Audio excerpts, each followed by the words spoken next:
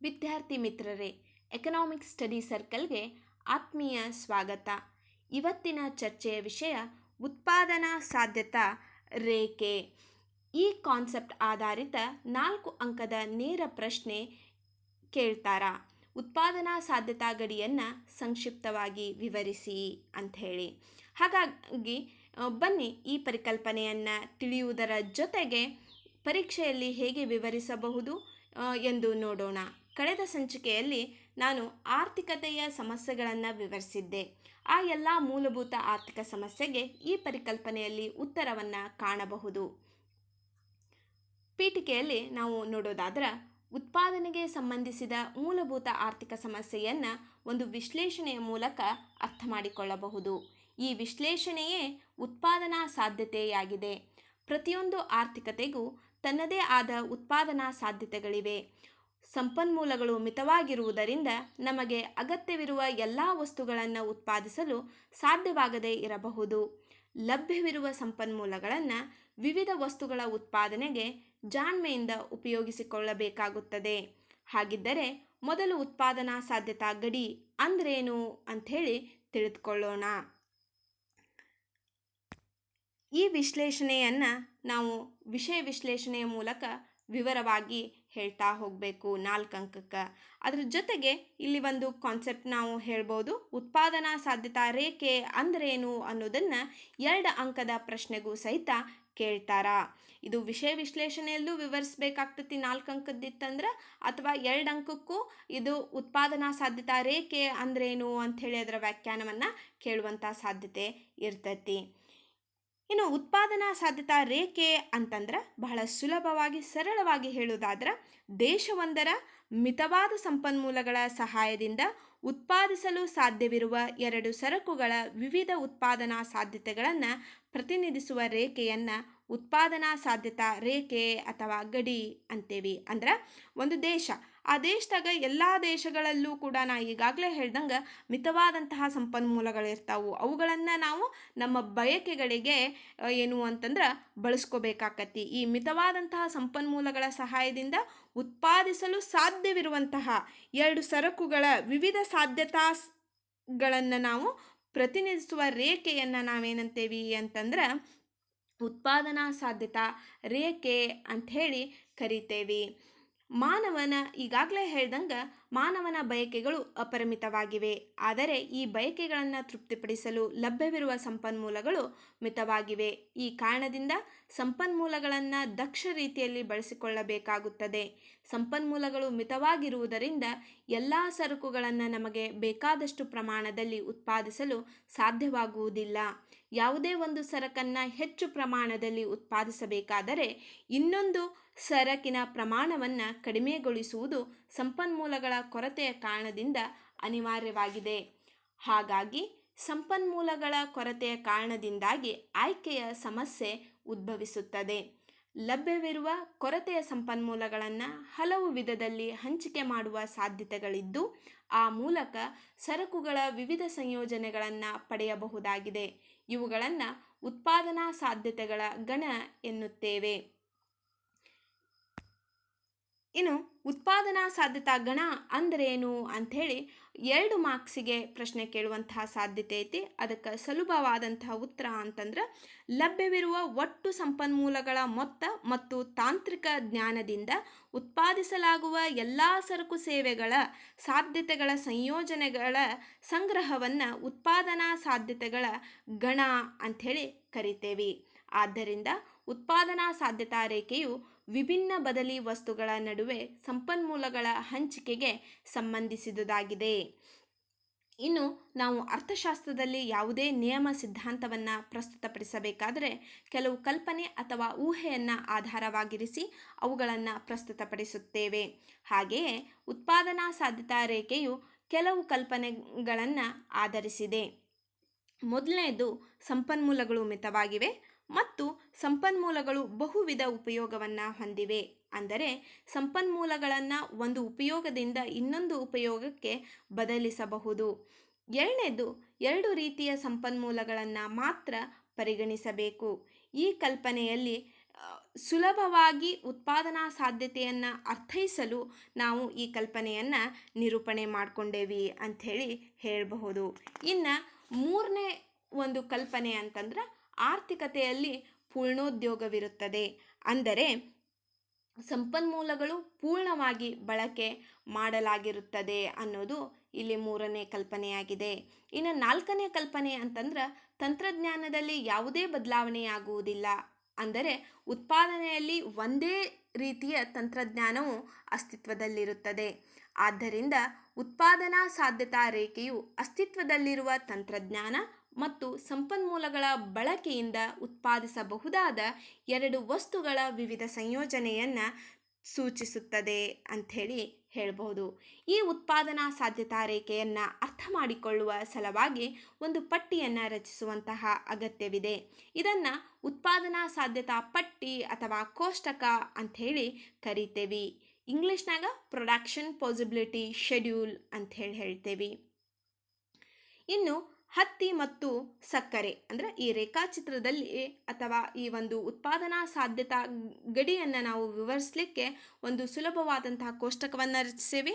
ಈ ಕೋಷ್ಟಕದಲ್ಲಿ ಏನೈತಿ ಅಂತಂದ್ರೆ ಹತ್ತಿ ಮತ್ತು ಸಕ್ಕರೆಯನ್ನು ಉತ್ಪಾದಿಸುವಂತಹ ವಿವಿಧ ಸಂಯೋಜನೆಗಳು ಅಂದರೆ ವಿವಿಧ ಅಥವಾ ವಿಭಿನ್ನ ಪ್ರಮಾಣದ ಸಂಯೋಜನೆಗಳನ್ನು ನಾವಿಲ್ಲಿ ತೋರಿಸ್ತಾ ಹೋಗೇವಿ.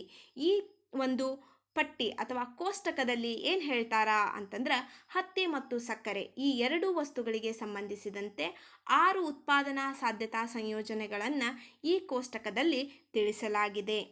ಎನಲ್ಲಿ 0 ಹತ್ತಿ ಮತ್ತು 12 ಲಕ್ಷ ಟನ್ ಸಕ್ಕರೆ ಉತ್ಪಾದಿಸಿದ್ರೆ ಎಫ್ ಸಂಯೋಜನೆಯಲ್ಲಿ 5 ಲಕ್ಷ ಟನ್ ಹತ್ತಿ ಮತ್ತು 0 ಸಕ್ಕರೆಯನ್ನು ಉತ್ಪಾದನೆ ಮಾಡ್ತಾರ.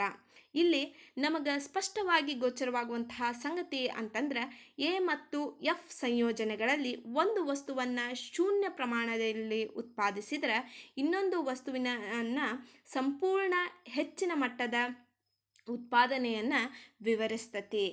ಆದರೆ ತಮ್ಮಲ್ಲಿರುವಂತಹ ಎಲ್ಲ ಸಂಪನ್ಮೂಲಗಳನ್ನು ಒಂದು ರಾಷ್ಟ್ರವು ಸಂಪೂರ್ಣವಾಗಿ ಯಾವುದೇ ಒಂದು ವಸ್ತುವಿನ ಉತ್ಪಾದನೆಗೆ ಮೀಸಲಿಡುವುದು ಸೂಕ್ತವಾಗುವುದಿಲ್ಲ. ಹಾಗಾಗಿ ಎ ಮತ್ತು ಎಫ್ ನಡುವಿನ ಉತ್ಪಾದನಾ ಸಾಧ್ಯತಾ ಸಂಯೋಜನೆಗಳ ಹತ್ತಿ ಮತ್ತು ಸಕ್ಕರೆ ಉತ್ಪಾದನೆಯ ವಿವಿಧ ಪ್ರಮಾಣವನ್ನು ಸೂಚಿಸುತ್ತದೆ. ಕೋಷ್ಟಕದಲ್ಲಿ ನಾವು ಇನ್ನೂ ಕೆಲವು ಸಂಯೋಜನೆಗಳನ್ನು ನೋಡ್ತೇವೆ. ಫಾರ್ ಎಕ್ಸಾಂಪಲ್ ಬಿನಲ್ಲಿ ಇರುವಂತಹ 1 ಲಕ್ಷ ಟನ್ ಹತ್ತಿಯನ್ನು ಉತ್ಪಾದನೆ ಮಾಡಿದ್ರೆ 9 ಲಕ್ಷ ಟನ್ ಸಕ್ಕರೆಯನ್ನು ಉತ್ಪಾದನೆ ಮಾಡ್ತತಿ. ಸಿ ಸಂಯೋಜನೆ ಏನನ್ನು ಹೇಳ್ತತಿ ಅಂತಂದ್ರೆ 2 ಲಕ್ಷ ಟನ್ ಹತ್ತಿ ಮತ್ತು 7 ಲಕ್ಷ ಟನ್ ಸಕ್ಕರೆಯ ಒಂದು ಉತ್ಪಾದನಾ ಸಂಯೋಜನೆಯಾಗೈತಿ. ಡಿ ಸಂಯೋಜನೆಯಲ್ಲಿ 3 ಲಕ್ಷ ಟನ್ ಹತ್ತಿ ಮತ್ತು 5 ಲಕ್ಷ ಟನ್ ಸಕ್ಕರೆ. ಈ ಸಂಯೋಜನೆಯಲ್ಲಿ 4 ಲಕ್ಷ ಟನ್ ಹತ್ತಿ ಮತ್ತು 3 ಲಕ್ಷ ಟನ್ ಸಕ್ಕರೆಯನ್ನು ನಾವು ಗಮನಿಸಬಹುದು. ಹೀಗೆ ವಿಭಿನ್ನ ಸಂಯೋಜನೆಗಳಲ್ಲಿ ವಿಭಿನ್ನ ಮಟ್ಟದ 2 ಸರಕುಗಳನ್ನು ನಾವು ಕಾಣಬಹುದಾಗಿದೆ. ಅಂದರೆ ಎ ಇಂದ ಎಫ್ ಕಡೆಗೆ ಮುಂದುವರೆದಂತೆ ಸಕ್ಕರೆಯನ್ನು ಉತ್ಪಾದಿಸುವ ಮೂಲಕ ಹೆಚ್ಚು ಹತ್ತಿಯ ಉತ್ಪಾದನೆ ಸಾಧ್ಯವಿದೆ ಅಂಥೇಳಿ ಸೂಚಿಸಬಹುದು. ಅಂದರೆ ಎ ಇಂದ ಎಫ್ ಕಡೆಗೆ ಮುಂದುವರೆದಂತೆ ಕಡಿಮೆ ಸಕ್ಕರೆಯನ್ನು ನಾವು ಉತ್ಪಾದಿಸ್ತಾ ಹೋದಂತೆ ಹೆಚ್ಚು ಹತ್ತಿಯ ಉತ್ಪಾದನಾ ಸಾಧ್ಯತೆಯನ್ನು ನಾವು ಇಲ್ಲಿ ತೋರಿಸ್ತೇವೆ. ಆದ್ದರಿಂದ ಸಕ್ಕರೆ ಉತ್ಪಾದನೆಗೆ ಇರುವ ಸಂಪನ್ಮೂಲಗಳನ್ನು ಹಿಂತೆಗೆದುಕೊಂಡು ಹತ್ತಿಯ ಉತ್ಪಾದನೆಯಲ್ಲಿ ತೊಡಗಿಸಬೇಕಾಗುತ್ತದೆ. ಸಕ್ಕರೆ ಉತ್ಪಾದನೆಯನ್ನು ತ್ಯಾಗ ಮಾಡಿದಾಗ ಮಾತ್ರ ಹತ್ತಿಯ ಉತ್ಪಾದನೆಯನ್ನು ಹೆಚ್ಚಿಸಲು ಸಾಧ್ಯ ಎಂಬುದು ಇಲ್ಲಿ ನಾವು ಕಾಣಬಹುದಾದಂತಹ ಪ್ರಮುಖ ಅಂಶ ಅಂಥೇಳಿ ಹೇಳಬಹುದು. ಈ ಕೋಷ್ಟಕದಲ್ಲಿ ವ್ಯಕ್ತವಾಗುವ ಉತ್ಪಾದನಾ ಸಾಧ್ಯತೆಗಳನ್ನು ನಾವು ರೇಖಾಚಿತ್ರದ ಮೂಲಕವೂ ವಿವರಿಸಬಹುದಾಗಿದೆ. ಹಾಗಂದ್ರೆ ರೇಖಾಚಿತ್ರದ ಮೂಲಕ ವಿವರಣೆಯನ್ನು ನೋಡೋಣ ಬನ್ನಿ. ಇಲ್ಲಿ ರೇಖಾಚಿತ್ರದಲ್ಲಿ ನಿಮಗೆ ಕಾಣುವಂತಹ OX ಕಕ್ಷೆಯು ಹತ್ತಿಯನ್ನು, OY ಕಕ್ಷೆಯು ಬಟ್ಟೆಯನ್ನು, OY ಕಕ್ಷೆಯು ಸಕ್ಕರೆಯನ್ನು ಪ್ರತಿನಿಧಿಸುತ್ತದೆ. ಎ ಟು ಎಫ್ ಉತ್ಪಾದನಾ ಸಾಧ್ಯತಾ ರೇಖೆಯಾಗಿದೆ.